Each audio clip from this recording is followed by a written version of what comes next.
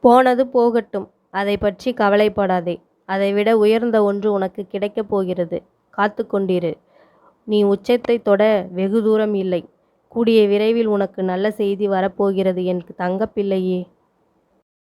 உன்னை வெறுத்து ஒதுக்கியவர் மத்தியில், உன்னை இழிவாக பேசியவர் மத்தியில், நீ எல்லாம் எங்கு வரப்போகிறாய் என்று பேசியவர் மத்தியில் நீ நன்றாக வாழப்போகிறாய் என் பிள்ளையே. உனக்கான நேரம் வந்துவிட்டது. உன் எண்ணம் போல் உனக்கு நல்ல வாழ்க்கை வரப்போகிறது என் பிள்ளையே. நீ கண்ணீர் பெருகி என்னை முருகா என்று அழைத்தது எனக்கு கேட்டது என் தங்கமே.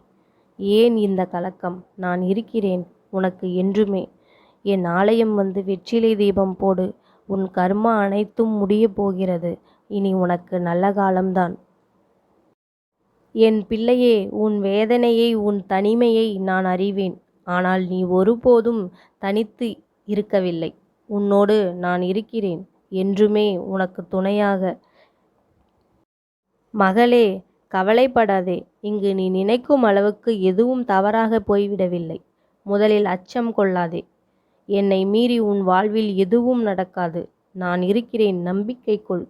நம்பிக்கையை இழக்காதே. கூடிய விரைவில் உன் இல்லத்தில் ஓர் அற்புதம் நிகழ்த்தப் போகிறேன்.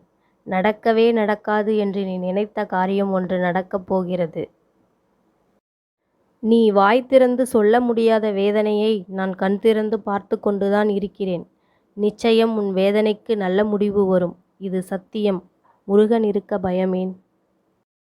நீ நினைத்த உடனே நடக்க வேண்டும் என்று நினைக்காதே. அதற்கு சற்று பொறுமையாக இரு. ஒரு காரணத்தோடுதான் நான் எல்லாவற்றையும் தள்ளி வைத்திருக்கிறேன்.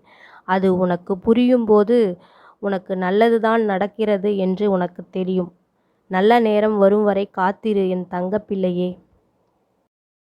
விதி என்று நீ எதையும் விட்டுவிடாதே. முருகனிடம் தொடர்ந்து வேண்டு. உனக்கு நல்லது நடக்கும். நல்லதே நடக்கும்.